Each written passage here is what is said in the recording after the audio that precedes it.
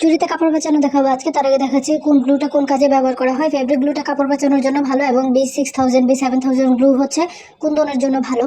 তো চুড়িতে অতিরিক্ত সাইড একটু প্লাস্টিক যদি থাকে সেটা এভাবে চেঁচে নিতে পারেন, ফিনিশিং ভালো আসবে। এখন একটু গ্লু লাগিয়ে নিলাম আর একটা কাপড় আমি 2 ভাঁজ করে নিলাম। 2 ভাঁজের যে একটু কম, এটা আপনার ভিডিওতে দেখলে বুঝবেন সেটা।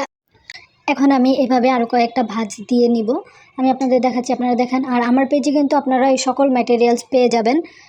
সুতা পেঁচানোর সময় কাপড় টেনে টেনে ধরতে হবে, যত বেশি জোরে জোরে টেনে ধরবেন ফিনিশিং তত ভালো হবে। এভাবে আমি পুরোটা চুড়ি পেঁচিয়ে নিব। পেঁচিয়ে নেওয়ার পর শেষে কিভাবে গ্লুটা লাগাবেন বা লাস্ট ফিনিশিংটা কিভাবে দিবেন সেটা এখন একটু ক্লোজ করে জুম করে আমি দেখিয়ে দিচ্ছি। তো লাস্ট প্যাচ দেওয়ার একটা প্যাচ আগে এভাবে একটু দুই পাশ থেকেই ভাঁজ করে নেবেন, তারপর একটা প্যাচ দিবেন। তারপর এখন দেখেন সুন্দর মতো দুই পাশে একটা ভাঁজ চলে আসছে। তো এটা আবার পেঁচিয়ে নেবেন। তো এভাবে পেঁচানোর পর এই কাপড়টা আপনারা কেটে ফেলবেন, আমি দেখাচ্ছি আপনাদের। এখন কাপড়টা কেটে ফেলবেন। কেটে কেটে ফেলার পর এখানে আমি গ্লু লাগিয়ে নিলাম। আর গ্লু লাগানোর পর এটা সুন্দর করে অতিরিক্ত গ্লুগুলি একটু আমি উঠিয়ে নিলাম, তারপরে এটা এভাবে আমি লাগিয়ে দিলাম। এখন এই তো চুড়িটা আমার কমপ্লিট। আর এই গ্লুটা শুকিয়ে যাওয়ার পর এটা কিন্তু আর দেখা যাবে না।